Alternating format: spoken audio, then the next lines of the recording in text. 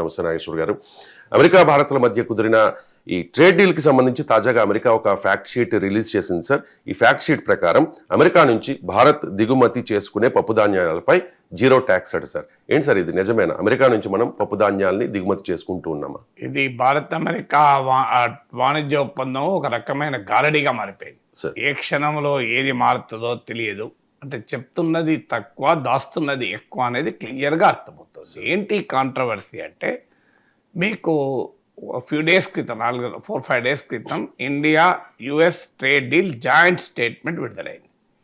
ఈ జాయింట్ స్టేట్మెంట్లో అంతకుముందు ఈ జాయింట్ స్టేట్ కన్నా ముందు పీయూష్ గోయల్ జాయింట్ స్టేట్మెంట్ విడుదలైంది. దాంతోపాటు పీయూష్ గోయల్ స్టేట్మెంట్ వచ్చింది, వైట్ హౌస్ ప్రకటన వచ్చింది. ఈ మూడింటిని మనం కంపేర్ చేస్తే 3 రకాలుగా ఉంది. ఫస్ట్ స్టార్టింగే జాయింట్ స్టేట్మెంట్లు ఏమన్నారు, India will import American industrial goods, కొన్ని రకాల agricultural goods, for example soybean oil, మీకు ఇలా కొన్ని వైన్, స్పిరిట్, ఇట్లా కొన్ని రకాల వ్యవసాయ ఉత్పత్తులు అని క్లియర్గా మెన్షన్ చేశారు. కానీ మన కామర్స్ మినిస్టర్ ఏమంటాడు, అగ్రికల్చర్ని మేము టోటల్గా ఒప్పుకోలేదు అంటాడు. కానీ మీకు జాయింట్ స్టేట్మెంట్లో క్లియర్గా ఉంది, మీకు ట్రీ నట్స్, అలాగే డ్రైడ్ డిస్టిల్లర్స్, గ్రెయిన్ సల్యుబుల్స్ ఎనిమల్ ఫీడ్గా వాడతారు, ఇలాంటివన్నీ మేము ఇంపోర్ట్ చేసుకుంటాం అని క్లియర్గా జాయింట్ స్టేట్మెంట్లో ఉంది. వైట్ హౌస్ ఫ్యాక్ట్ షీట్లో ఉంది. కామర్స్ మినిస్టర్ మాత్రం మేము అగ్రికల్చర్ సెన్సిటివ్ సెక్టార్స్ను పూర్తిగా ప్రొటెక్ట్ చేశాం అని అంటారు. కానీ జాయింట్ స్టేట్మెంట్లో మాత్రం ఫ్రూట్స్ కూడా ఉన్నాయని క్లియర్గా చెప్పాడు. ఇది కాంట్రవర్సీ నడుస్తుండగా మళ్ళీ నిన్న ఒక ఫ్యాక్ట్ షీట్ విడుదల చేసింది అమెరికన్ ప్రభుత్వం. ఈ ఫ్యాక్ట్ షీట్లో ఏమన్నట్టు సర్టన్ కైండ్స్ ఆఫ్ పల్సెస్ అన్నాడు. అది జాయింట్ స్టేట్మెంట్లో లేదు అంతకుముందు. క్లియర్గా పీయూష్ గోయల్ పల్సెస్ను ఎలో చేయడం లేదు అని చెప్పాడు. సో మన కామర్స్ మినిస్టర్ పల్సెస్ను ఎలో చేయడం లేదు అన్నాడు. అమెరికా ప్రభుత్వం నిన్నిచ్చిన ఫ్యాక్ట్ షీట్లో సర్టన్ కైండ్స్ ఆఫ్ పల్సెస్ అన్నాడు. దీంతో దేశమంతా బగ్గుమంది, రైతు సంఘాలు బగ్గుమన్నాయి. ఇప్పుడు తాజాగా మళ్ళీ ఒక ఫ్యాక్ట్ షీట్ విడుదల వితిన్ అవర్స్, దీంట్లో మళ్ళీ పల్సెస్ తీసేశారు. సో ఇప్పుడు లేటెస్ట్గా మీరు పల్సెస్ తీసేశారు, వెరీ లేటెస్ట్. సో ఇప్పుడు మొదట్లో పల్సెస్ లేదు, మధ్యలో పల్సెస్ వచ్చింది, ఇప్పుడు మళ్ళీ పల్సెస్ లేదు. మరి ఏది నిజం అన్నట్లు? ఎందుకంటే ఈ అనుమానం ఎందుకు వస్తుంది అంటే, జాగ్రత్తగా ఒక పదం రాసుకున్నారు మన కామర్స్ మినిస్టర్. భారత ప్రభుత్వం దాస్తున్న వ్యవహారం ఏంటంటే, మీకు అనుమానం రావచ్చు, మరి అలా ఎలా చెప్తారు సార్, మరి అమెరికా అంత పెద్ద దేశం కదా, ఇప్పుడు జాయింట్ స్టేట్మెంట్లు లేనిది ఎలా చెప్పారు సర్టన్ కైండ్స్ ఆఫ్ పల్సెస్ అని, మళ్ళీ ఎందుకు తీసేశారంటే అందులో ఏముంది అంటే, మీరు జాయింట్ స్టేట్మెంట్లో ఫస్ట్ పాయింట్ కావాలంటే స్క్రీన్పై చూపెట్టండి, అండ్ అడిషనల్ ప్రొడక్ట్స్ అనేది. అండ్ అడిషనల్ ప్రొడక్ట్స్ అన్నిట్లో ఉంది, ఇది రివైజ్ స్టేట్మెంట్లో ఉంది, ప్రతి దాంట్లో ఉంది. ఈ అండ్ అడిషనల్ ప్రొడక్ట్స్నే ప్రమాదకరం అని నేను ఫస్ట్ టైం భారత్ అమెరికా వాణిజ్య ఒప్పందం 10 భయాలు అని ఒక వీడియోలో మీకు స్పష్టంగా ఒక విశ్లేషణలో పేర్కొన్నాను. అందులో 10 భయాల్లో మొదటిగా చెప్పింది ఈ అడిషనల్ ప్రొడక్ట్స్ అని. సో ఈ అడిషనల్ ప్రొడక్ట్స్ అన్నది స్పెసిఫై చేయకుండా మరికొన్ని అదనంగా మరికొన్ని ఉత్పత్తులు ఉన్నారు. ఆ అదనంగా మరికొన్ని ఉత్పత్తులు ఏంటో మన భారత ప్రభుత్వం భారత ప్రజలకు చెప్పడం లేదు. దాన్ని అప్పుడప్పుడు అమెరికా తీస్తుంది బయటికి. అలా తీసిందే ఈ పప్పు దినుసులు. మళ్ళీ ఇది భారతదేశంలో పెద్ద గందరగోళం అయ్యాక వీళ్ళు మళ్ళీ ఇప్పుడు దాని పప్పు దినుసులు అనేది డాక్యుమెంట్లోకి వెళ్ళి తీసేశారు. అంటే ఇప్పటికీ తెలియదు భారత ప్రభుత్వం ఒప్పుకుందా లేదా అని. ఒప్పుకోలేదు అని మన కామర్స్ మినిస్టర్ అంటున్నాడు. ఒప్పుకోకపోతే వైట్ హౌస్లో ఫ్యాక్ట్ షీట్లు ఎందుకు వస్తుంది? వచ్చిన తర్వాత మళ్ళీ గొడవ అయితే తీసేయడం వేరు. అండ్ అడిషనల్ ప్రొడక్ట్స్ అంటే ఏంటి? అండ్ అడిషనల్ ప్రొడక్ట్స్ అని రాసి పెట్టుకున్నారు తెలివిగా. రేపు అమెరికా ఒత్తిళ్ళకు అవకాశం వచ్చేలా అండ్ అడిషనల్ ప్రొడక్ట్స్ అని చెప్పారు. ఇప్పుడు ఎవరైనా ఏమంటారు, ఏమనంటే మీరు ట్రంప్ నమ్ముతారా, మన ప్రభుత్వాన్ని నమ్మాలి, మన పీయూష్ గోయల్ చెప్తున్నాడు కదా పప్పు దినుసులు లేవని. కరెక్టే, కానీ మన ప్రభుత్వ వ్యవహారస్తులే మనకు అనుభవం ఉంది కదా. ఆగస్టు 15 ప్రధానమంత్రి నరేంద్ర మోడీ రైతుల పశుపాలకుల ప్రయోజనాలకు ఎట్టి పరిస్థితుల్లో ఎలో చెయ్యము, గోడలాగా నేను నిలబడతాను అన్నాడు ఆగస్టు 15. ఆగస్టు 18న కూల్గా with in 3 days prime minister దేశ ప్రజలకు ఎర్రకోట నుంచి చెప్పిన హామీకి భిన్నంగా పత్తి కాటన్ పైన ఇంపోర్ట్ తీసేశారు. ఇది ఇండియన్ గవర్నమెంట్ యొక్క వ్యవహారం చూసిన తర్వాత ఏదో దాస్తున్నారు అనే అనుమానం రాదా? ఎందుకంత వేగ్గా పెట్టాలి అండ్ అడిషనల్ ప్రొడక్ట్స్ అని? ఆ అడిషనల్ ప్రొడక్ట్ పల్సెసే కావచ్చు అనే అనుమానం రాకపోదు. ఎందుకంటే pulses is a very serious thing మన దేశంలో. ఎందుకంటే 5 కోట్ల మంది రైతులు పప్పు దినుసులు పండిస్తారు మన దగ్గర. సో ఈ పప్పు దినుసులు, శనగలు, కందులు, ఇలా పెసర్లు, ఈ పప్పు దినుసులు, India is one of the world's largest producer, largest consumer. As of now మన అమెరికా నుంచి దిగుమతి చేసుకుంటున్న పల్సెస్ చాలా నెగ్లిజిబుల్, $89 మిలియన్ మాత్రమే. సో ఇది మొదటి కన్ఫ్యూజన్. జాయింట్ స్టేట్మెంట్లో పల్సెస్ లేదు. వైట్ హౌస్ ఫ్యాక్ట్ షీట్లో, నిన్న ప్రకటించిన ఫ్యాక్ట్ షీట్లో పల్సెస్ అని పెట్టారు. మళ్ళీ వెంటనే ఇండియాలో ఇది పెద్ద విమర్శలకు కారణమైనాక ఫ్యాక్ట్ షీట్లో మళ్ళీ తీసేశారు. Still nobody knows whether pulses అనేది ఉందా లేదా. మన కామర్స్ మినిస్టర్ లేదంటున్నాడు, కానీ అమెరికా ఇండియా ట్రేడ్ డీల్లో అండ్ అడిషనల్ ప్రొడక్ట్స్ అని రాశారు. ఆ అండ్ అడిషనల్ ప్రొడక్ట్స్ ఏంటో మనకు తెలియదు. ఇది పల్సెస్ కావచ్చు కాకపోవచ్చు అనే అనుమానం రాస్తుంది. ఇలా ఎందుకు వేగ్గా పెట్టారు? వేగ్గా పెట్టడం వల్లనే కదా ఇలా అమెరికా పల్సెస్ని యాడ్ చేసింది. ఇక రెండవ కన్ఫ్యూషన్ చెప్తాను. ఎంత గారడీ మోసం ఈ ఇండియా యుఎస్ ట్రేడ్ డీల్లో. బహుశా ఏ ట్రేడ్ డీల్లో కూడా ఇలా అనుమానాలు ఉండవు, స్పష్టంగా రాసుకుంటారు ఏదైనా ఉన్నా. సో రెండవది ఏంటి, ఫిబ్రవరి 2025లో మన ప్రధానమంత్రి అమెరికా వెళ్ళినప్పుడు ఇరు దేశాల వాణిజ్యాన్ని, బైలేటరల్ ట్రేడ్ను $500 బిలియన్ 50,000 కోట్ల పెంచుకుంటాము అని స్టేట్మెంట్ ఇచ్చారు. బైలేటరల్ ట్రేడ్ అంటే ఏంటి? భారత్ అమెరికాకు ఎగుమతి చేసేది, అమెరికా నుంచి దిగుమతి చేసుకునేది, బోత్ కలిపితే బైలేటరల్ ట్రేడ్ అంటారు. బోత్ ఇంపోర్ట్స్ అండ్ ఎక్స్పోర్ట్స్ కలిపితే ట్రేడ్ అంటారు. ఇది మొత్తం ఎంత? $500 బిలియన్ బై 2030. ఇది ఫిబ్రవరి 2025లో మన ప్రధానమంత్రి వైట్ హౌస్కి వెళ్ళిన, అమెరికాకు వెళ్ళినప్పుడు వచ్చిన జాయింట్ స్టేట్మెంట్. సో ఈ ప్రజెంట్ లెవెల్ ఎంత? $132 బిలియన్. దీన్ని $500 బిలియన్ 2030కి చేర్చుకుంటామన్నారు. ఇది ఇక్కడ దాకా వచ్చింది కదా. తర్వాత ఏమన్నారు? జాయింట్ స్టేట్మెంట్ వచ్చింది. జాయింట్ స్టేట్మెంట్ కన్నా ముందు అమెరికా అధ్యక్షుడు ఏమన్నాడు? So India will buy $500 billion of American goods అన్నారు. అంటే ఆ ట్రేడ్కు బైకి చాలా తేడా ఉంది. ట్రేడ్ అంటే మనం ఎగుమతి చేసేది కూడా కలుస్తుంది, బై అంటే మనం ఇంపోర్ట్ చేసుకునేది మాత్రమే. మనం ఇప్పుడు కేవలం $45 బిలియన్ మాత్రమే ఇంపోర్ట్ చేసుకుంటున్నాం. దీన్ని $500 బిలియన్ పెంచారంటే మామూలు విషయం కాదు. తర్వాత జాయింట్ స్టేట్మెంట్లో ఏమన్నారు? India intense to by $500 billion అన్నారు. అంటే భారతదేశం $500 బిలియన్ అమెరికా ఉత్పత్తులు కొనటానికి ఆసక్తి చూపుతోంది. Intends to buy, there no compulsion, no commitment. Piyush Goyal మీడియాకి ఇచ్చిన ఇంటర్వ్యూలో కూడా అదే చెప్పాడు. ఇది కమిట్మెంట్ కాదు, ఇది మ్యాండేటరీ కాదు. ఇంటెన్స్ టు బై అంటే కొనాలి అన్న గ్యారంటీ ఏమీ లేదు, కొనే ఆలోచన చేస్తుంది అని మాత్రమే. సో నెక్స్ట్ 5 yearsలో ఇండియాకు $2 ట్రిలియన్ ఇంపోర్ట్స్ అవసరము. ఎల్ఎన్జీ, ఎల్పిజి, మీకు ఏరోప్లేన్ పార్ట్స్, ఇలాంటి విషయాల్లో అమెరికా హై క్వాలిటీ ప్రొడక్ట్స్ను కాంపిటేటివ్ రేట్స్కు ఇండియాకు అమ్మితే మేము $500 బిలియన్ వరకు కొంటాం మనకు. ఎందుకంటే టోటల్గా $2 ట్రిలియన్ కావాలి, అంటే $2 లక్షల కోట్ల దిగుమతులు అవసరం ఉన్నాయి. అందులో $50,000 కోట్ల మేము అమెరికా నుంచి కొంటాము అని పీయూష్ గోయల్ క్లారిటీ ఇచ్చాడు. అంటే ఎక్కడా కంపల్షన్ లేదు, కమిట్మెంట్ లేదు, ఇదొక ఆలోచన మాత్రమే. Intense to by. ఇది అయిపోయింది కదా. నెక్స్ట్ ఏమైంది? నిన్నొచ్చిన ఫ్యాక్ట్ షీట్లో ఏమన్నారు? India has committed to by అని మళ్ళీ వాడారు. మీకు జాయింట్ స్టేట్మెంట్ వర్డింగ్ ఏమో ఇంటెన్స్ టు బై, మళ్ళీ ఫ్యాక్ట్ షీట్ వైట్ హౌస్ ఇచ్చిన ఏకపక్ష ఫ్యాక్ట్ షీట్లోమో కమిటెడ్ టు బై అన్నారు. కమిటెడ్ టు బైకి ఇంటెన్స్ టు బైకి చాలా తేడా ఉంది. ఇంటెన్స్ టు బై అంటే ఆలోచిస్తాను, కమిటెడ్ టు బై అంటే నేను కంపల్సరీ కొంటాను అని. Intent to give a party, నేను పార్టీ ఇవ్వాలని అనుకుంటున్నాను. Committed to give a party అంటే పార్టీ ఇవ్వాలని అంగీకరించాను అని వస్తుంది. సో ఈ రెండింటి మధ్య చాలా తేడా ఉంది. సో ఇప్పుడు మళ్ళీ ఇండియాలో ప్రొటెస్ట్ వచ్చాక మళ్ళీ ఫ్యాక్ట్ షీట్లో కమిటెడ్ టు బై అనేది తీసేసి మళ్ళీ ఇంటెన్స్ టు బై అని రాశారు. చూడండి ఎన్ని రకాల గారడి జరుగుతోంది దీనిపైన ఆడతానికి. మూడవది డిజిటల్ సర్వీసెస్. మీకు జాయింట్ స్టేట్మెంట్లో ఉంది, ఇండియా ఈ డిజిటల్ సర్వీసెస్ రూల్స్ వర్కౌట్ చేయడానికి భారతదేశం అమెరికాలు ప్రయత్నిస్తాయని ఉంది. ఇప్పుడు ఏమన్నారు లేటెస్ట్ ఫ్యాక్ట్ షీట్లో, India has agreed to eliminate digital service tax అని పెట్టేశారు.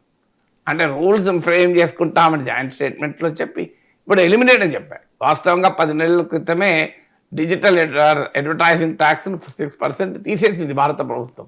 కానీ ట్రంప్ చెప్తున్నట్లు యాక్చువల్గా జరుగుతుంది ఫీల్డ్ పైన. కానీ అగ్రిమెంట్లో స్టేట్మెంట్లలో జాగ్రత్తగా రాసుకున్నారు. కానీ ఇప్పుడు ట్రంప్ అమెరికా మోమాట లేకుండా బయట అన్ని తీస్తారు. ఇప్పుడు లేటెస్ట్ ఫ్యాక్ట్ షీట్లో మళ్ళీ పాత జాయింట్ స్టేట్మెంట్ ఏముందో అది ఇన్ని రకాలుగా చేంజెస్ అంటే ఏంటిది. ఇక ఇప్పటికీ కూడా తేలింది ఏంటి, రష్యన్ ఆయిల్. మీకు జాయింట్ స్టేట్మెంట్లో రష్యన్ ఆయిల్ ప్రస్తావన కూడా ఎక్కడా లేదు. కానీ అమెరికన్ ఫ్యాక్ట్ షీట్లో మొదట్లో 5 రోజుల కింద ఇచ్చింది, నిన్న ఇచ్చింది, మళ్ళీ మార్చింది. అన్నిట్లో కూడా ఉన్నది ఏంటి, India agreed to stop buying Russian oil. మీరు ఇతర విషయాల్లో ఒత్తిడి చేసిన భారత ప్రభుత్వం ఇక్కడ ఒత్తిడి చేయలే. పీయూష్ గోయల్ని అడిగితే నాకు తెలియదు, ఫారిన్ మినిస్టర్ తెలుసు అంటాడు. ఫారిన్ మినిస్టర్ని అడిగితే నాకు తెలియదు, కామర్స్ మినిస్టర్ తెలుసు అంటాడు. ఫైనాన్స్ మినిస్టర్ అడిగితే అసలు ట్రేడ్ డీల్లో ఏముందో నేను చూడలేదు అంటాను. ఫైనాన్స్ మినిస్టర్ తెలియదు, ఫారిన్ మినిస్టర్ తెలియదు, కామర్స్ మినిస్టర్ తెలియకుండా ట్రేడ్ డీల్ ఎట్లా తయారవుతుంది, ఎవరు తయారు చేస్తున్నారు, no answer. So Russian oil కొనడం మానేస్తారు అని ట్రంప్ పదే పదే చెప్తున్నాడు. దానిపైన భారత ప్రభుత్వం ఇంతవరకు క్లారిటీ ఇవ్వదు. రియాలిటీ ఏంది, తగ్గుతున్నాయి.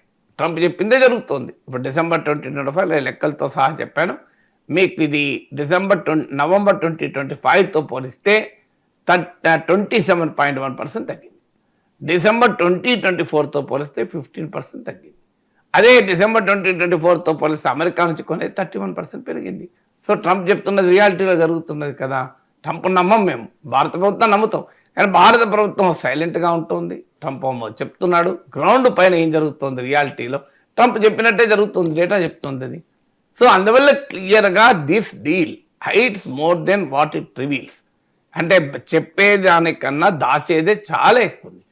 ఇక మీకు దీని న్యూయాన్సెస్, సటిలిటీస్, ఫైన్ ప్రింట్ వస్తుంటే మనకు అన్ని బయటపడుతున్నాయి. ఇప్పుడు ఉదాహరణకి ఏం చెప్పారు, టెక్స్టైల్స్ పైన ఇండియాకు 18% డ్యూటీ ఉంటుంది.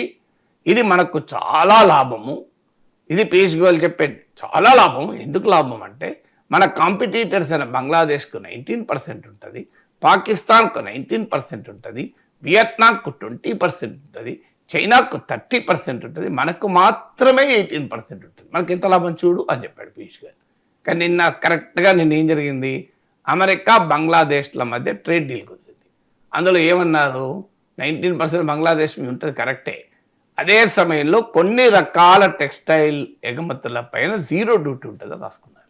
0 ఏంటి ఆ కొన్ని రకాలు, అమెరికా కాటన్ కనుక కొని టెక్స్టైల్స్ వస్త్రాలు, దుస్తులు తయారు చేస్తే వాటిపైన 0 డ్యూటీ ఉంటుంది.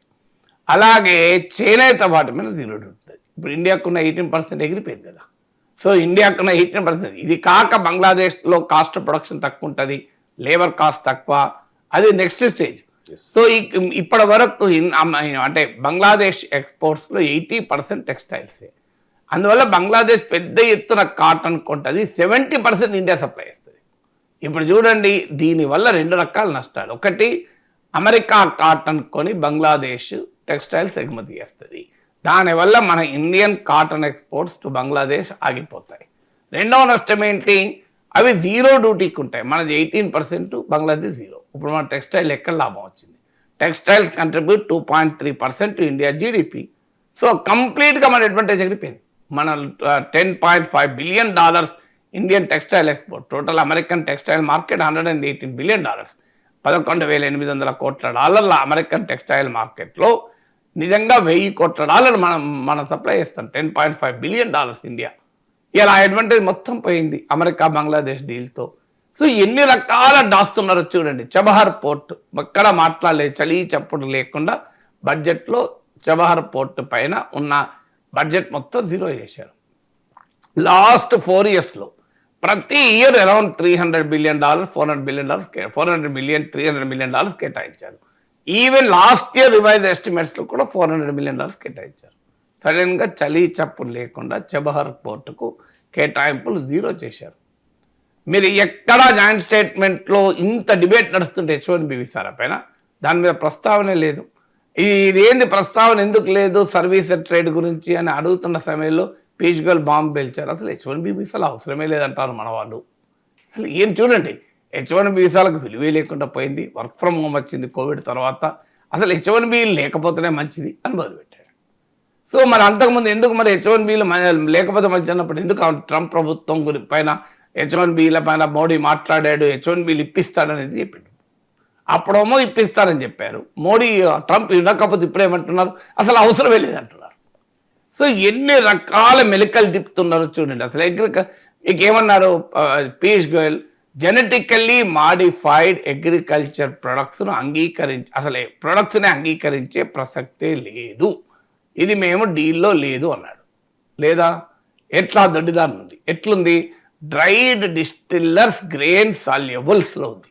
ఏంటది, అది అమెరికాలో జెనెటికల్లీ మాడిఫైడ్ కార్న్తోని సోయాతోని చేస్తున్న DDGS. ఇండియాలోమో రైస్తోని మేస్తో చేస్తారు, మొక్కజొన్న వరితో. ఇవి జెనెటికలీ మాడిఫైడ్ కాదు. అమెరికాలో అవి జెనెటికలీ మాడిఫైడ్ చేస్తారు. DDGS అంటే ఏంటంటే ఇథనాల్ ప్రొడక్షన్లో అదొక బై ప్రొడక్ట్. సో అమెరికాలో ఇథనాల్ ప్రొడక్షన్ ప్రధానంగా కార్న్తో చేస్తారు, అది జెనెటికలీ మాడిఫైడ్ కార్న్తో చేస్తారు. ఇండియాలో ఇథనాల్ ప్రొడక్షన్ను రైస్తో చేస్తారు, మేస్ మొక్కజొన్నతో చేస్తారు, ఇవి జెనెటికలీ మాడిఫైడ్ కాదు. సో మనకేం చెప్తున్నాడు పీయూష్ గోయల్, జెనెటికల్లీ మాడిఫైడ్కి మేము అంగీకరించలేదు అంటున్నాడు. ఎందుకు అంటే ఇండియాలో ఫుడ్ ప్రొడక్ట్స్లో జెనెటిక్ మాడిఫికేషన్ ఎలోడ్ కాదు. కేవలం BT జెనెటికలీ మాడిఫైడ్ కాటన్ మాత్రమే ఇండియా ఎలో చేసింది. అందుకొరకు ఇక్కడ మేము ఎలో చేయలేదు అంటున్నారు. కానీ ఏం చేస్తున్నారు, ఎనిమల్ ఫీడ్లో భాగంగా ఎలో చేస్తున్నారు. మన ఎనిమల్ ఫీడ్లో భాగంగా లేసిన మన ఫుడ్ చైన్లో ఎంటర్ కాదా. ఇప్పుడు డ్రై డిస్టిల్లర్స్ గ్రెయిన్ సాల్యుబుల్స్లో మీకు అది జెనెటికలీ మాడిఫైడ్ కార్న్తోనే వాడతారు కదా. ఇలా అడుగడుగున మీరు చూడండి ఎన్ని రకాలుగా దాస్తున్నారో చూడండి. సో అందుకే నేను మొదలు చెప్పేది, India US trade is not transparent, పారదర్శకంగా లేదు, పార్లమెంట్లో చర్చ లేదు, దేశ ప్రజల ముందు వివరాలు లేవు. అమెరికా నుంచి వచ్చేటువంటి స్టేట్మెంట్లు డిఫరెంట్గా ఉన్నాయి, ఇండియా స్టేట్మెంట్ డిఫరెంట్గా ఉన్నాయి. రియాలిటీ చూస్తే అనేక అంశాల్లో అమెరికా చెప్పింది నిజమవుతుంది. అన్ఫార్చునేట్లీ ట్రంప్ నమ్మం మేము, కానీ జరుగుతున్నదే కదా. రష్యన్ ఆయిల్ ఇండియా గ్రాడ్యువల్గా తగ్గించుకుంటుంది, ఇది నాకు మోడీ హామీ ఇచ్చాడు అని అమెరికా చెప్పింది.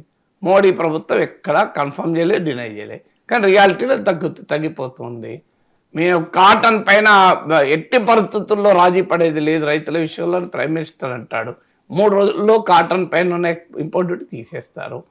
సో ఇలా మీకు అడుగడుగు నాకు కనబడుతుంటే, మీకు వాస్తవంగా అమెరికా చెప్పిందే జరుగుతుంటే, ట్రంప్ చెప్పిందే జరుగుతుంటే మరి నమ్మడం అనేది ఎవరిని. కానీ అందులో తెలివిగా అండ్ అడిషనల్ ప్రొడక్ట్స్ అని రాసి దాన్ని మంచిగా కోచ్ చేసి పెట్టి అది దాసి భారత ప్రజలు ఫూల్ చేయడం కాదా. అందువల్ల క్లియర్గా మోడీ ప్రభుత్వం అమెరికాతో రాజీ పడడమే కాదు, ఆ రాజీ పడిన అంశాలు దేశ ప్రజలకు తెలియకుండా జాగ్రత్త పడుతున్నారు. ట్రంప్ ప్రభుత్వం దాన్ని ఒక్కొక్కటి బయటికి తీస్తుంది. అందులో భాగమే ఈ పల్సెస్ కాంట్రవర్సీ, అందులో భాగమే committed to buy, intends to buy. They are playing with the language. So అల్టిమేట్గా ఏ జాయింట్ స్టేట్మెంట్లో ఏముంది, ఫ్యాక్ట్ షీట్లో ఏముంది కాదు కదా, ఫీల్డ్ మీద ఏం జరుగుతుంది అన్నది ముఖ్యం కదా. క్లియర్గా రష్యా నుంచి ఎనర్జీ ఇంపోర్ట్ తగ్గుతున్నాయి, అమెరికా నుంచి పెరుగుతున్నాయి. అమెరికా నుంచి పెరగడం చాలా కాస్ట్లీ, మనం చాలాసార్లు వివరంగా చెప్పాను నేను. కంపారిటివ్లీ రష్యన్ క్రూడ్తో పోలిస్తే కాస్ట్లీయెస్ట్ క్రూడ్ అమెరికా నుంచి కొంటున్నాం. ఇది క్లియర్ ఇండికేషన్. కాస్ట్ ఒకటే కాదు, డాలర్లలో పే చేయాల్సి వస్తుంది. రష్యాతో అయితే డాలర్ల ప్రాబ్లం ఉండదు. ఇంత క్లియర్గా అమెరికాతో డిసడ్వాంటేజ్ ఉన్నా మన వాళ్ళు ఒప్పుకుంటున్నారు. సో ఇది కళ్ళ ముందు కనబడుతుంది. ఇంకెంతకాలం ఈ గారడి, ఎంతకాలం మోసం. రాజ్యసభ సభ్యుడు మక్కల్నిధి మయ్యం పార్టీ అధినేత కమల్ హాసన్ రాజ్యసభలో తన మొదటి ప్రసంగం చేశారు. ఆ ప్రసంగంలో వస్తున్నాయి జగన్నాథ రథచక్రాలు వస్తున్నాయి అని చెప్పి ఆయన శ్రీశ్రీ కవితను పాడిన పరిస్థితి. అంటే జగన్నాథ రథచక్రాలు వస్తూ ఉన్నాయని చెప్పి మాట్లాడడం, జగన్ ఉద్దేశించి మాట్లాడారు అని చెప్పి YSR Congress party social media ప్రచారం చేసుకుంటూ ఉంటే, తెలుగుదేశం సోషల్ మీడియా అయితే దాన్ని ఖండిస్తున్న పరిస్థితి. ఒకసారి కమల్ హాసన్ ఏమన్నారు? జగన్నాథ రథ చక్రాలు వస్తున్నాయి. నేనేం చెప్తున్నానో తెలుగు వాళ్ళకి అర్థం.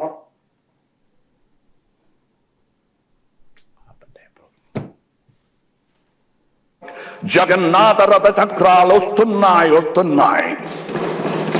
నేనేం చెప్తున్నానో తెలుగు వాళ్ళకి అర్థం అవుతుంది. పోనీ sir, this is not an attack on personalities or governments. During my term in this house, that would be futile. This is only a clash of ideas. This democratic juggernaut will roll over differences but should never roll over people. We will not allow it. Nobody is immortal. No government can or should aim for permanency. No government in the history of this world has achieved it yet, and none ever will. This government also falls under the universal political unwritten law. Fellows, the children are watching. Gen Z is watching. Please let us grow up along with our growing progressive democracy. Then at least tomorrow will be ours. Right sir, ఇక్కడ జగన్ ప్రస్తావన తీసుకొచ్చారు కాబట్టి జగన్కి అనుకూలము, తెలుగు వారికే అర్థమవుతుంది అంటే తెలుగు వారికి అర్థం అవ్వాలి అని చెప్పి కమల్ హాసన్ ఏదో రాజ్యసభలో చెప్పినట్టుగా వైఎస్ఆర్ కాంగ్రెస్ పార్టీ నాయకులు చెప్తూ ఉంటే జగన్కు కమల్ హాసన్ మద్దతు ఉండబోతోంది అని చెప్పి కొంతమంది విశ్లేషకుల అంచనాలు వివిధ వెబ్సైట్లలోనూ అలాగే సోషల్ మీడియాలో కూడా కనిపిస్తున్న పరిస్థితి సార్. ఇక్కడ కూటమికి ఫేవర్గా ఉన్న ఒక ఛానల్లో కూడా ఈ కమల్ హాసన్ ఎందుకు మాట్లాడారు ఏంటి అనే దాని మీద చర్చ కూడా పెట్టారు సార్. మొత్తానికి జగన్ కి కమల్ మద్దతు అనేది పెద్ద ఎత్తున జరుగుతున్న చర్చ. జగన్ ప్రస్తావన ఎక్కడుంది? లేదు సార్, జగన్ ప్రస్తావన ఎక్కడుంది? జగన్నాథ రథ చక్రాలు అంటారు. ఇప్పుడు పూరిలో జగన్నాథ్ టెంపుల్ ఉందా? జగన్ కి సంబంధించిందా? No sir. ఏమన్నా అర్థం ఉందా? లాజిక్ ఉందా? పిచ్చి ప్రేలాపల్లకు హద్దులు ఉండాలి, పరాకాష్ఠకేది. సందర్భం ఏంటి అందులో? మీరు ఆ బయటలో ఏముంది? జగన్ గురించి అసలు సందర్భం ఉందా? రాష్ట్రం గురించి సందర్భం ఉందా? తెలుగు వారికి అర్థమవుతుందని ఎందుకన్నాడంటే అది తెలుగు మహాకవి పద్యంగా కవిత కనుక అన్నాడు. అందరికీ తెలుసు అది మహాప్రస్థాన గీతం. అనేక తెలుగు సినిమాల్లో వచ్చిందే కదా. దాన్ని ఆ పల్లవిని అనేక తెలుగు సినిమాలు ఆడుకున్నారు. వస్తున్నాయి జగన్నాథ రథ చక్రాలు వస్తున్నాయి. అది క్లియర్గా పదండి ముందుకు, పదండి తోసుకు, పోదాం పైకి, ఇలాంటివన్నీ శ్రీశ్రీ గేయాలు ప్రపంచమంతా తెలుగువారు ఎక్కడున్నా అక్కడికి తెలిసిందే ఇది. సో ఇందులో జగన్కు సంబంధం ఏంటి? మీరు ఆ మొత్తం మిగతాది కావాలంటే మళ్ళొక్కసారి ప్లే చేయండి. ఏమన్నాడు వినండి జాగ్రత్తగా. జగన్ గురించి కానీ ఆంధ్రప్రదేశ్ రాజకీయాల గురించి కానీ ఎక్కడన్నా ప్రస్తావన ఉందా? అది ఒకసారి మళ్ళీ ప్లే చేయండి దయచేసి. ఒకసారి ప్లే చేయండి. జగన్నాథ రథ చక్రాలు వస్తున్నాయి. నేనేం చెప్తున్నానో తెలుగు వాళ్ళకి అర్థం అవుతుంది. పోనీ sir, this is not an attack on personalities or governments. During my term in this house, that would be futile. This is only a clash of ideas. This democratic juggernaut will roll over differences but should never roll over people. We will not allow it. Nobody is immortal. No government can or should aim for permanency. No government in the history of this world has achieved it yet, and none ever will. This government also falls under the universal political unwritten law. Fellows, the children are watching. Gen Z is watching. Please let us grow up along with our growing progressive democracy. Then at least tomorrow will be ours. ఇక్కడ జగన్ ప్రస్తావన కానీ ఆంధ్రప్రదేశ్ రాజకీయాల గురించి ఎక్కడ ప్రస్తావన లేదు. ఎక్కడా లేదు. ఇది మోడీ ప్రభుత్వం పైన ఆయన చేస్తున్న విమర్శ ఒక రకంగా. ఏంటి మీరు జాగ్రత్తగా చూడండి ఏమంటున్నాడు? అధికారం ఎవరికీ శాశ్వతం కాదు. ఈ అన్రిటన్ ప్రిన్సిపల్ ప్రస్తుత ప్రభుత్వానికి కూడా వర్తిస్తుంది. మనను యువతరం చూస్తోంది. ప్రగతిశీల ప్రజాస్వామ్యం కొరకు మనం పోరాడుతున్నాము. విజయం భవిష్యత్తు మనది అని చెప్పాడు. అంటే ఎంత క్లియర్గా it is an indirect attack on Modi government. అసలు జగన్కు సంబంధమే లేదు. ఇంకోటి ఏమన్నాడు? ఆ అటాక్ స్వభావం కూడా చెప్పాడు. ఇది ఎవరి ప్రభుత్వాలపైన వ్యక్తులపైన దాడి కాదు, అది నేను చెయ్యను. ఎందుకంటే that the first speech of Kamal Haasan. ఇది వ్యక్తులపైన ప్రభుత్వాలపైన దాడి కాదు, ఇది ఆలోచనల ఘర్షణ. ఆలోచనల ఘర్షణ. ఈ జగన్నాథ రథచక్రాలు ప్రజలపైన స్వారీ చేయకూడదు, విభేదాలపైన స్వారీ చేయాలి అన్నాడు. So this is the concept. అది జగన్నాథ రథచక్రాలు అంటే ఏంటంటే, ఒకటి మహాకవి శ్రీశ్రీ వాడడమే కాదు, it's an ఈడియమాటిక్ expression. Jagannath Rathachakralu అంటే అత్యంత శక్తివంతమైనవి. ఒక్కసారి జగన్నాథుని రథం బయలుదేరితే దాన్ని ఎక్కడ ఆగదు, ఆపరు. ఇక దాని కింద ఎవడన్నా అడ్డుపడితే వాడే పోవాలి తప్ప అది ఎక్కడ ఆగదు. అందుకే దాని నుంచి ఇంగ్లీష్ వర్డ్ కూడా వచ్చింది, జగ్గర్నాట్ అని. మీరు గూగుల్లో కొట్టండి, etymology of the word juggernaut అని.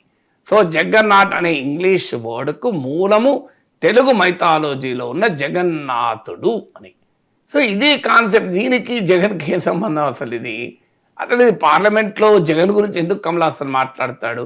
Kamal Haasan is a known political being. ఇప్పుడు మీకు బాలీవుడ్లో చాలామంది ఆర్ఎస్ఎస్ బీజేపీకి అనుకూలంగా ఉన్నామని చూపించడానికి తహతలాడుతున్నారు, ఎందుకంటే దేశంలో వాళ్ళు అధికారంలో ఉన్నారు కనుక. కానీ భారత సినిమా రంగంలో కొంతమంది స్పష్టంగా they know for their ideas. అందులో మీకు ప్రకాష్ రాజ్ ఒకరు, కమల్ హాసన్ ఒకరు, జావేద్ అఖ్తర్ ఒకరు, ఇలాంటి వాళ్ళు బహిరంగంగా తమ ఐడియాస్ను ఫోర్స్ఫుల్గా చెప్తారు, చాలా క్లారిటీతో చెప్తారు. దాంతో ఎవరైనా అంగీకరించవచ్చు, అంగీకరించకపోవచ్చు. వాళ్ళకి ఈ అవకాశవాదంతో చెప్పేది కాదు, ఇవాళ చెప్తున్నది కూడా కాదు. They are like that right from the beginning. Opportunism కొరకు, మోడీ ప్రభుత్వం నుంచి ఫేవర్స్ కొరకు, అవార్డుల కొరకు చెప్పే అలవాటు ఉన్న సినీ నటులు కారు వీళ్ళెవరు? ప్రకాష్ రాజ్, కమల్ హాసన్, జావేద్ అఖ్తర్ ఇలాంటి వాళ్ళు. సో ఇప్పుడు మీకు రజనీకాంత్ తన రాజకీయాన్ని స్పిరిచువల్ పాలిటిక్స్ అన్నాడు, ఆధ్యాత్మిక రాజకీయాలని. ఆధ్యాత్మిక రాజకీయాలు ఏముంటాయి? ఆధ్యాత్మికత అంటేనే సర్వత్యాగం చేసి, సర్వసంగ పరిత్యాగం చేసి, సెన్స్ ఆఫ్ డిటాచ్మెంట్తో ఈశ్వరుల్లో ఐక్యమయటానికి మోక్షం కొరకు ఆధ్యాత్మికం చేస్తాం. రాజకీయమో పదవుల కొరకు చేస్తాం. రెండేం సంబంధం? ఆధ్యాత్మిక రాజకీయము అన్నాడు. పోనీ ఆధ్యాత్మిక రాజకీయం ఏంటో రజనీకాంత్ నిర్వచించాలి. ఎందుకు? బీజేపీతో కలిస్తే తమిళనాడులో ఫ్యూచర్ ఉండదు, కానీ తనకు బీజేపీ పట్ల, హిందుత్వ పాలిటిక్స్ పట్ల ఉన్న సానుకూలతను వ్యక్తం చేయడానికి తమిళనాట హిందుత్వం అంటే నడవదు కనుక స్పిరిచువల్ పాలిటిక్స్ అన్నాడు. కానీ అది మొదలే కాలే. కానీ ఇందుకు భిన్నంగా కమల్ హాసన్ ఓట్లు వచ్చినా రాకపోయినా తన ideological stand is very clear. My colour is not saffron అని ప్రకటించాడు. అంత ధైర్యంగా ప్రకటించాడు, my colour is not saffron అన్నాడు. నేను కాషాయ రంగు కలవాన్ని కాదు అని. అంటే ఏంటి? తాను openly critique of Modi, critique of BJP అని చెప్పాడు. This is the stand. ఎవరైనా ఆయనతో అంగీకరించకపోవచ్చు, కానీ దీంట్లో దాగుడు మూతలు లేవు, దీంట్లో రహస్యాలు లేవు. ఇప్పుడు మనకు రజనీకాంత్ ఉదాహరణ చెప్పాను. పవన్ కళ్యాణ్ సంగతి తెలుసు కదా, చేగువేరా నుంచి సనాతన ధర్మ పరిరక్షణ వరకు ఆయన ట్రాన్సిషన్ మామూలు ట్రాన్సిషన్ కాదు కదా. కమ్యూనిస్టులతో ఎర్రజెండా సరసన నిలబడిన పవన్ కళ్యాణ్ 2019లో ఇప్పుడు కాషాయ జెండా పట్టుకొని అసలు హిందూ ధర్మ పరిరక్షణకు తానే ప్రధానం అని చెప్తున్న తీరు చూస్తున్నాం కదా. రజనీకాంత్, పవన్ కళ్యాణ్, ఇప్పుడు విజయ్ అసలు యాంటీ బీజేపీ స్టాండ్తో మొదలై ఇప్పుడు బీజేపీతో పొత్తు పెట్టుకుంటాడా, కాంగ్రెస్తో పొత్తు పెట్టుకుంటాడా, అటు ఇటు ఊగిసలాట ఊసర వెళ్ళి చూస్తున్నాం కదా. ఇందుకు భిన్నంగా కమల్ హాసన్, ప్రకాష్ రాజ్ లాంటి వాళ్ళు they stand for their ideas. Whether somebody may agree with them, somebody may not agree with them. ఎప్పుడైనా గుర్తుంచుకోండి, మనము రాజకీయాల్లో, ఆలోచనల్లో, సిద్ధాంతాల్లో రకరకాల భిన్నాభిప్రాయాలు ఉంటాయి, తప్పేమీ లేదు. కానీ నీది నిజాయితీగా ఉండాలి. You stand for that with integrity. కానీ అధికారం కొరకు, పదవుల కొరకు, అవార్డుల కొరకు, అవకాశాల కొరకు మారేటువంటి వారితోనే సమస్య. కమల్ హాసన్ అలాంటి వాడు కాదు. అందువల్ల పార్లమెంట్లో ఆయన చాలా ఐకానిక్గా చెప్పింది ఏంటంటే, ప్రజలు, ప్రజా ఉద్యమాలు, ప్రజా పోరాటాలనే జగన్నాథ రథ చక్రాలు వస్తున్నాయి. ప్రగతిశీల ప్రజాస్వామ్యం కొరకు జరిగే పోరాటంలో భవిష్యత్తు మనది. ఇది ఆలోచనల ఘర్షణే తప్ప వ్యక్తులపైన, ప్రభుత్వాలపైన ఘర్షణ కాదు, దాడి కాదు. ఏ ప్రభుత్వము శాశ్వతం కాదు, అది ఈ ప్రభుత్వానికి కూడా వర్తిస్తుంది. ఇదే అని చెప్పింది. ఇలా జగన్ ఎక్కడ ఉన్నాడు? అసలు ఏంటి తెలుగునాట ఈ రాజకీయ గోల? సో ప్రతిదాన్ని మన దానికి పట్టుకొచ్చి మన దానికి అన్వయించుకొని మాట్లాడుకుంటే అది అవివేకం అవుతుంది తప్ప ఇంకేమన్నా అవుతుందా? అది ఇక జమ్మలమడుగు భారతీయ జనతా పార్టీ ఎమ్మెల్యే ఆదినారాయణ రెడ్డి రీసెంట్గా చేసిన కొన్ని వ్యాఖ్యలు కూటమిలో కలకలం రేపాయి సార్.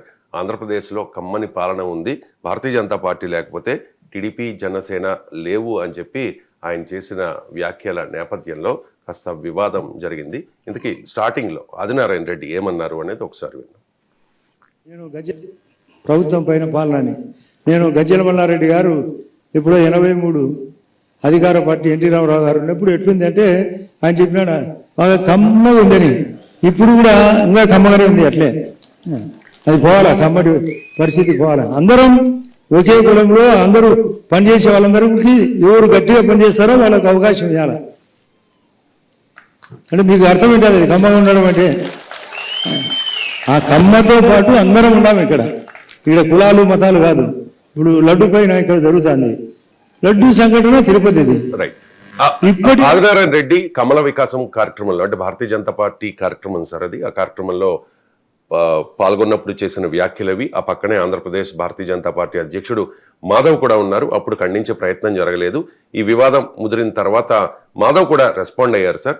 అది పార్టీకి సంబంధం లేదు ఆదినారాయణ రెడ్డి చేసిన వ్యాఖ్యలు అని చెప్పి మాధవ్ బయట కూడా మీ ఎమ్మెల్యే గారు ఆదినారాయణ రెడ్డి గారు ఏ విషయాలైతే మాట్లాడారో ఆ విషయాల్లో ఏ మాటను కూడా మేము ఏకీభవించడం లేదు.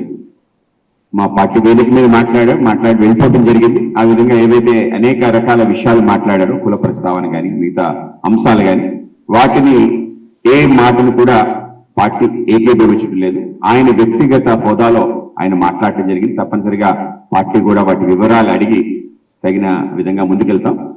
సో ఆ విధంగా మా పార్టీ యొక్క ఆలోచన. మాధవ్ వ్యాఖ్యల తర్వాత అంటే మాధవ్ పార్టీకి సంబంధం లేదు అని చెప్పిన తర్వాత ఆదినారాయణ రెడ్డి వివరణ ఇచ్చే ప్రయత్నం చేశారు. ఇక్కడ తన మాటల్ని వక్రీకరించారు అని చెప్పే ప్రయత్నం చేస్తూ ఉన్నారు. నేను బాగా భాష మాట్లాడేటప్పుడు పనిచేశాను. ఆ భాషలో భాగంగా ఈ రాష్ట్రంలో కమ్మతనము ప్రస్ఫుటంగా ఉంది అంటే సునీత భావము బాగా ప్రభుత్వం యొక్క పాలన బాగుంది. దాంట్లో సునీత కూడా ఉందనే ఉద్దేశం. కొందరు చంద్రబాబు నాయుడు గారికి తెలియకుండా కూడా మాదే రాజ్యం అని చెప్పడం కూడా కరెక్ట్ కాదు. గతంలో కూడా ఇదే వాసన ఉండేది. ఆ వాసన పోవాలా, అతనికి చెప్పుకోవాలా, ఏ తప్పు చేసినా కూడా రాజాపై చేయలే వ్యక్తిని కొవ్వు తీయాలని కూడా మాట్లాడారు. ఆ పాయింట్ ఎవరు వెయిట్ చేయరు. కొవ్వు కరగదీయాలని మాట్లాడారు. లడ్డూలో జంతు కొవ్వు లేదంటాడు. జంతు కొవ్వు పైన కంటే కూడా వైఎస్ఆర్ కొవ్వును కరగదీయాలి. ఇది నా కాన్సెప్ట్. అందులో భాగంగా పదాచారం వాడారు.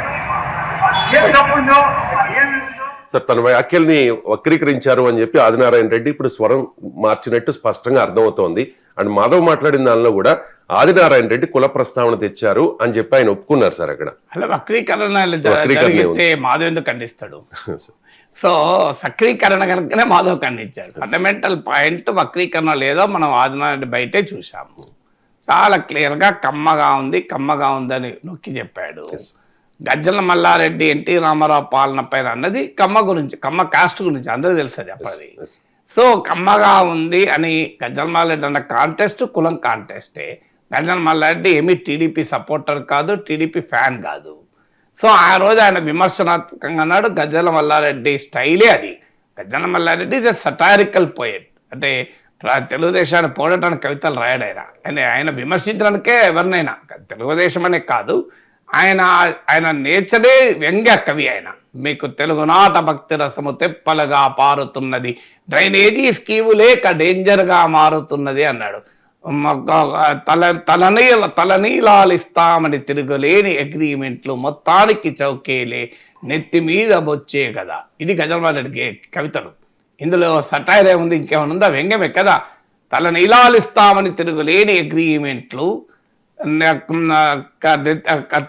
తలనీలాలు ఇస్తామని తిరగలేని అగ్రిమెంట్లు నెత్తి మీద బొచ్చే కదా అని చెప్పి అంటాడు.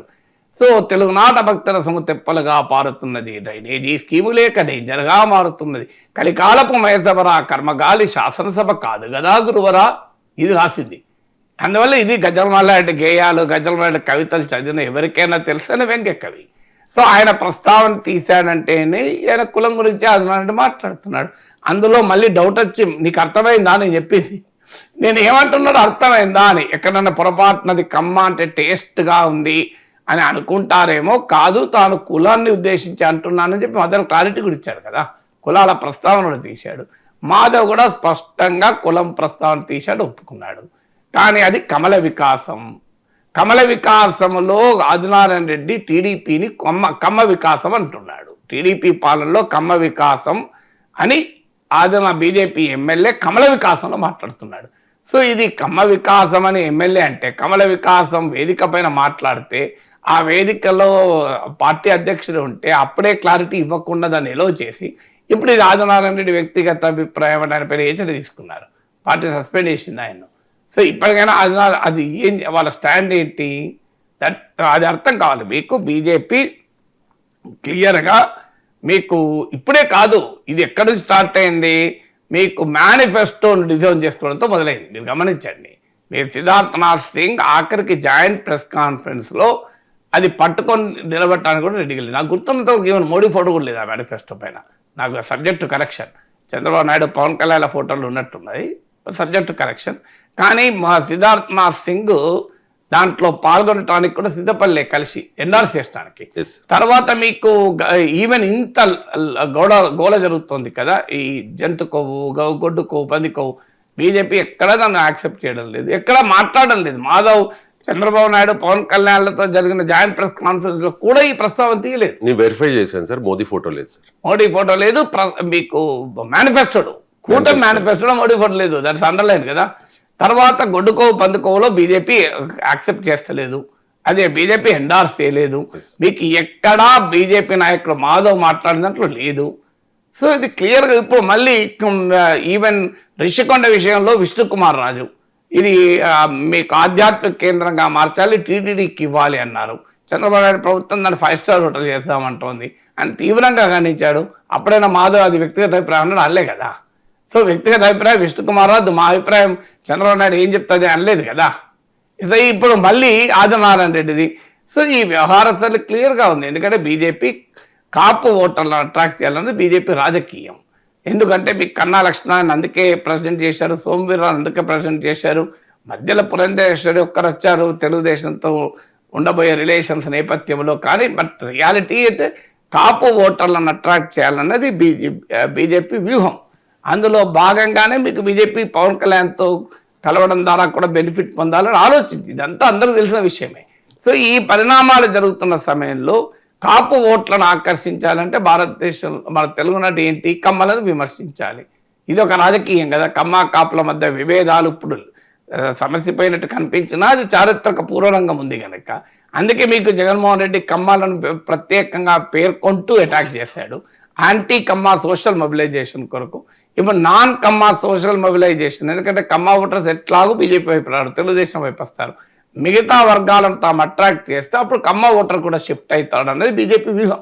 బీజేపీ రాజకీయ వ్యూహం ఏంటంటే ఇప్పటికిప్పుడు తెలుగుదేశంతో ఉన్న తెలుగుదేశం వెనకాల ఉన్న కమ్మ సామాజిక వర్గం తన వైపు రాదు, కానీ తాను పెరుగుతున్న సమయంలో అద్దన్నా వస్తారని వాళ్ళ అంచనా. ఇప్పుడు మీకు యూపీలో, బీహార్లో నాన్ యాదవ్ ఓబీసీలను, నాన్ చమట్ దళితులను ముందు అట్రాక్ట్ చేశారు, అప్పర్ కాస్ట్లను, వీటన్నీ అయినాక ఆటోమేటిక్గా యాదవ్ ఓటర్లు అట్రాక్ట్ చేసే పని చేశారు.